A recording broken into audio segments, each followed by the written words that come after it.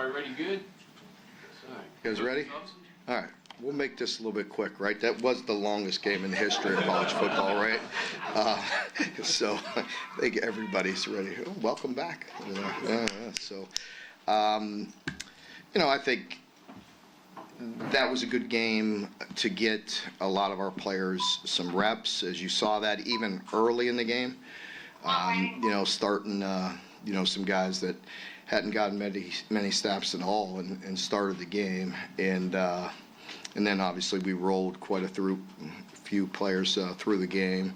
And it was sloppy at times, but also, did what we had to do for the majority of the game. Obviously I think penalties are, I think we only had 4 at half, but one of them was a big one because it was probably a 70-yard penalty, so it felt a little worse than it was. But in the second half, just a lot of young guys, and it was nice to see us. I believe Mitch and I were talking about it, but I think we scored every drive in the second half. Is that accurate? So obviously that was good to see. With Cutter in there under center and moving the team and operating and just getting some substantial playing time. Again, I know people, are going to get real excited about that, and I am too. I told you all along I thought he was a very special young man, but I just want to thank, Brock too, and he is one tough son of a gun. He really didn't get cleared to play this game until yesterday afternoon, like late afternoon, and had to clear some more protocols to be cleared to play. And he's just such a team guy, and and a lot of people wouldn't have done that. And obviously I'm out of those decision making. It's doctors and him tell me whether they're cleared or not. And but just a lot of people wouldn't do it, and so I commend him for that, and just grinding through it and playing, and he's been doing that all year. He's a great young man as well. I just want to talk about both of those guys, and again, so many guys got some much needed reps. A lot of our, both sides of the ball. So I'll open it up. Can you talk about the play of Cutter Golding in the second half? What did you see from him, and how excited are you for him? Yeah. Future with this program. I liked just, everything about it, just the poise that he had. Obviously, nothing, rattled him at all. He was very patient, in the pocket. I thought he moved when he had to, threw the ball very well and made good decisions. So, yeah, definitely very excited. Stevens, sure you have a connection out there, don't you? Yeah, it was really good for AB too. He's a guy that, just puts his head down and goes to work all the time, and it was good to see him getting some touches, getting some touchdowns, and Jamori again with another tough catch and touchdown as well in the first half. Both of those first 2 deep balls from Brock were so underthrown. Mm-hmm. You had to wonder, was that the health thing, or was there something? It was late. They were late. The second one in particular, he was late. He was off with his footwork, and then I think probably tried to get some extra. He knew if he was late throwing that it just didn't come out right. So so bad throw. Mark, you mentioned I think with Tom going into the game that we just had a lot of guys on defense who were out. Dumas Johnson or D-Jack, are those expected to be extended absences? D-Jack is extended absence. Yeah, he's out for the year. But Dumas Johnson should be back next week. And again, he is another one that was out there trying to get us to play him all the way through yesterday, but he just wasn't 100%. He wasn't quite right, and so I couldn't let him go out there and play. What about JJ? I hope he's back as well. I think JJ should be back. I think Jabarion should be back. So we'll see. You talked about Cutter. We always talk about Cutter, him getting all those minutes, but there's plenty of other freshmen out there in the second half that put on a show. Jamarion Wilcox, Willie Rodriguez, Harley Gilmore, they all played some good games today. They really did. I think they're, those are guys that we've had a lot of confidence in. Some of the guys you mentioned right there, Willie, Hardley's a guy that, if he wasn't hurt, you would have seen him a lot earlier in the year. The injury early in the season set him back a little bit, but good player. Defensively, a lot of good young guys out there as well. So, just needed the reps. You know, there's nothing like game reps. It got a little,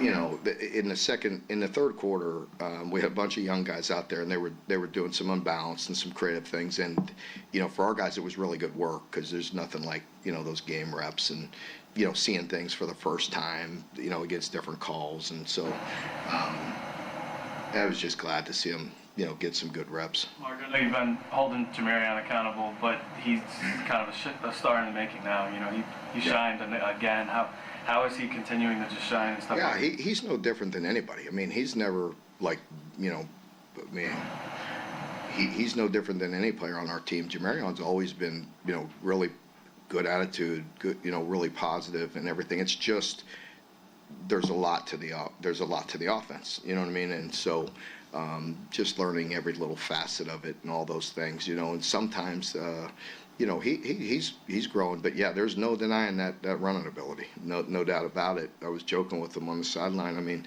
at one point I think he was, you know, averaging 12 yards a run, and they called back I don't know how long that one was that he had. 73. Yeah, that would have been a pretty good average. This moving to speed, it seems like, you know, he goes downhill.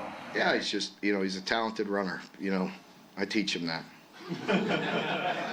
Is what you saw from Cutter, is that kind of been the par for the course in practice too? And like, kind of where do you want to see him? No, there's no replacing that, like getting out there on the game field and playing, you know, and playing snaps, because, you know, and playing against opponents where they're not anticipating. You know, when they go against our defense every day, you know, you kind of get used to some things, right? And so, you know, game reps, there's no replacing game reps, and it was just really good to see him go out there and just, like I said, the comfort level, going through his progressions, you know, his throws, you know, his poise in the pocket, it was good.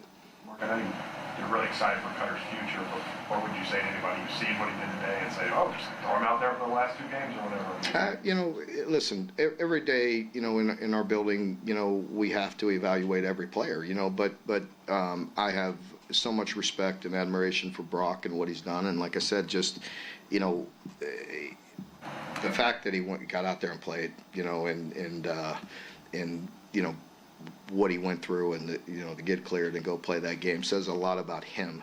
But yeah, I mean, you know, we evaluate things all the time, and we go, you know, we talked about after the bye, coming back, you know, regrouping and really trying to finish this last third of the season. And we have a big one next week, another great opportunity. Cutter got that experience down in Florida. I know it wasn't great for him, but he at least played in a hostile environment. Does that make you more comfortable to throw him out there at Texas? Yeah, I think, you know, for us, it was a matter of, you know, during the bye, Brock wasn't 100%, and so, you know, we had an opportunity to get him a lot of reps, and so put him in a position to be successful, you know. So that environment that I talked about, you know, in that position was tough to throw him into. But again, I said it right afterwards, like, you could tell, I mean, just by watching him in one game, that it wasn't going to faze him.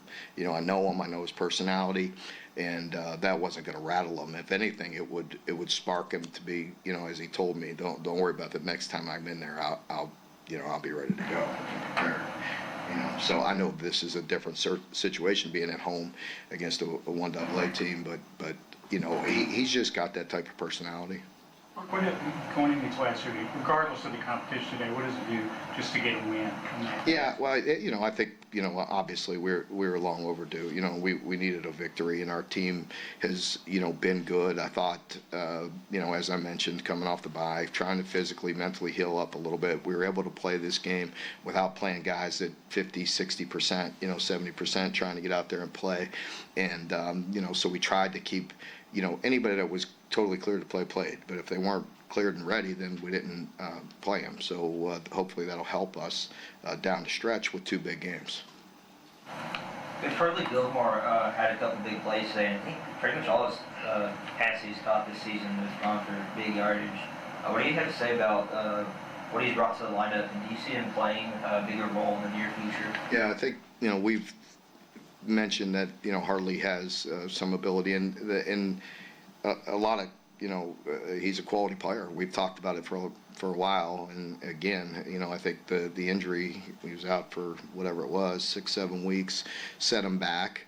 But he's been working his way back into the role, and what also I love about him, he plays so hard. He plays very physical, very hard.